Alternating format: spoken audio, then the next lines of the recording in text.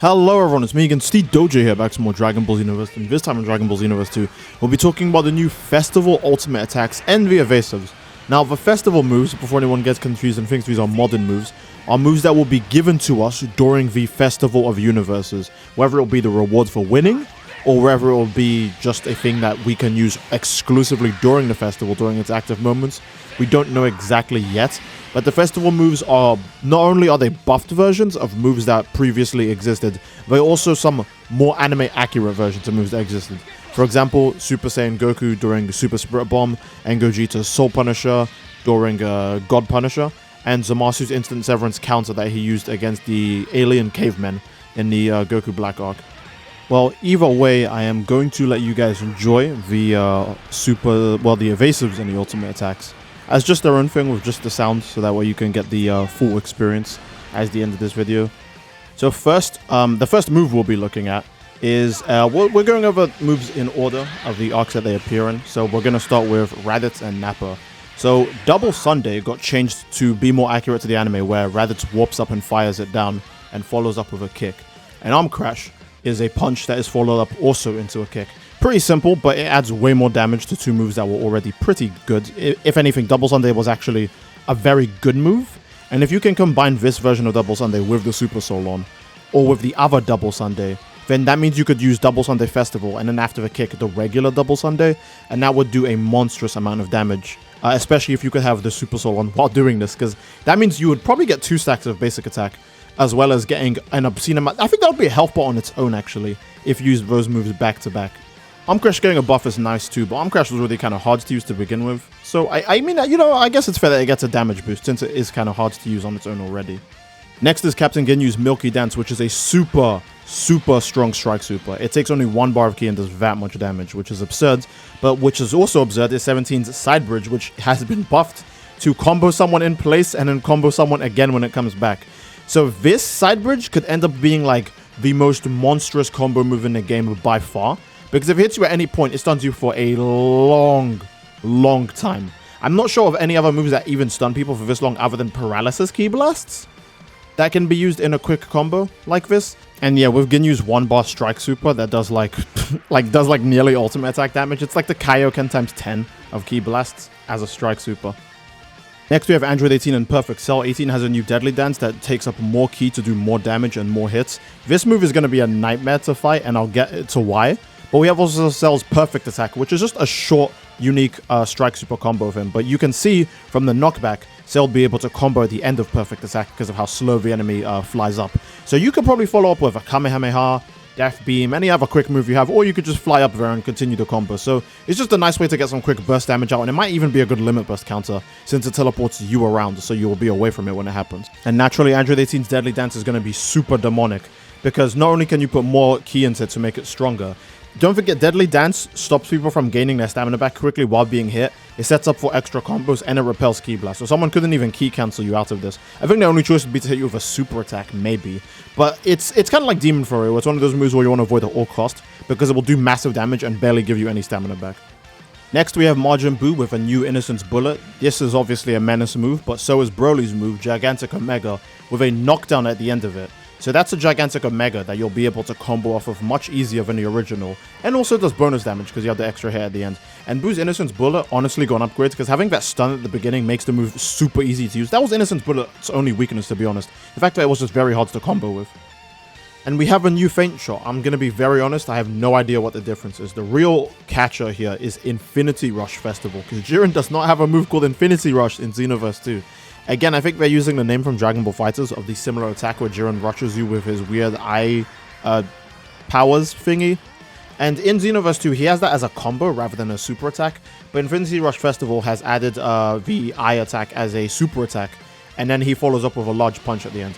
Now, is this better than his other move, which was Impact Flare? I believe that was the name. Impact Flare, in my opinion, is a good move. However, Power Impact on full power Jiren is so good you don't need to use Impact Flare, especially because you can always combo from Power Impact.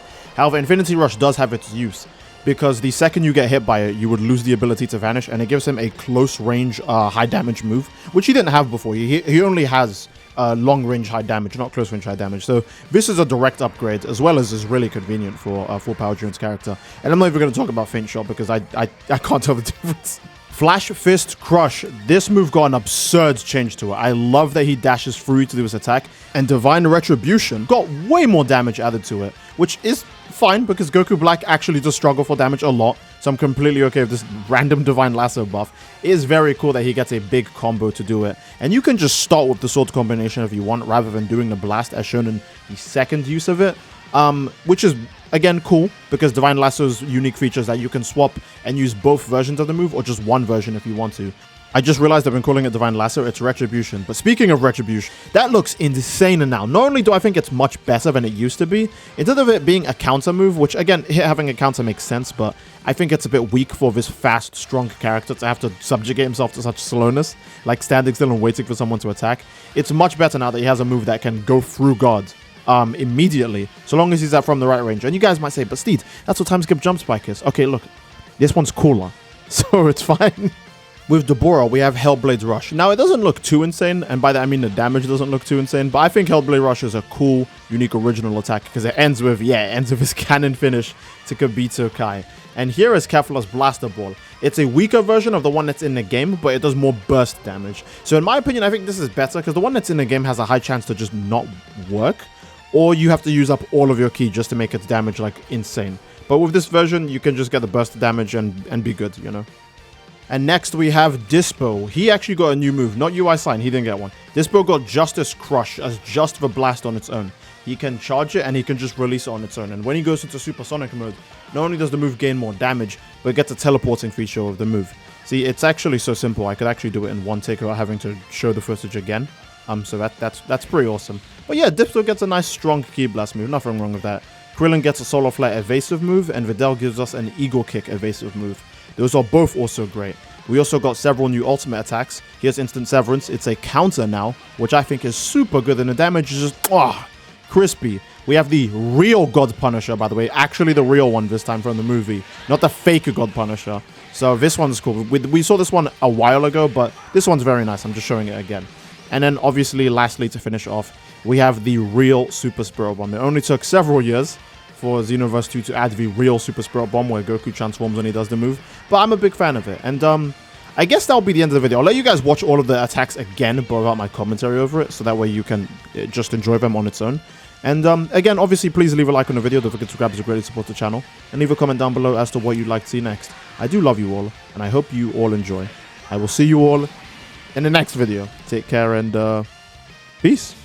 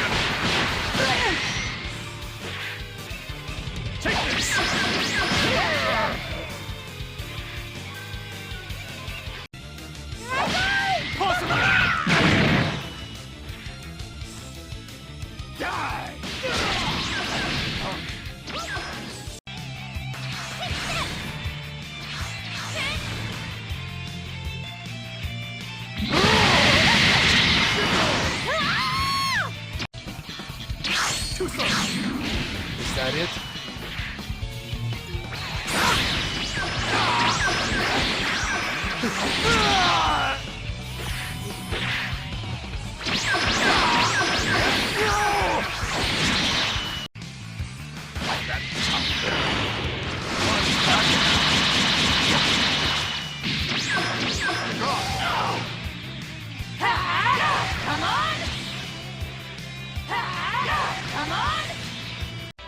Justice! Justice!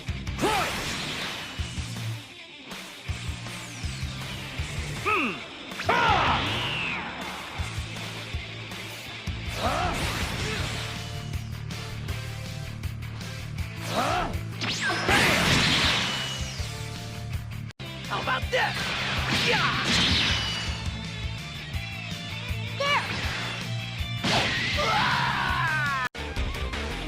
slow. Get low! Dodge this!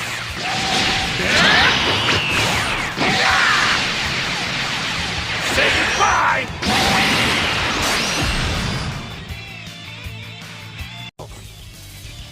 Try this! Please, give me some of your energy!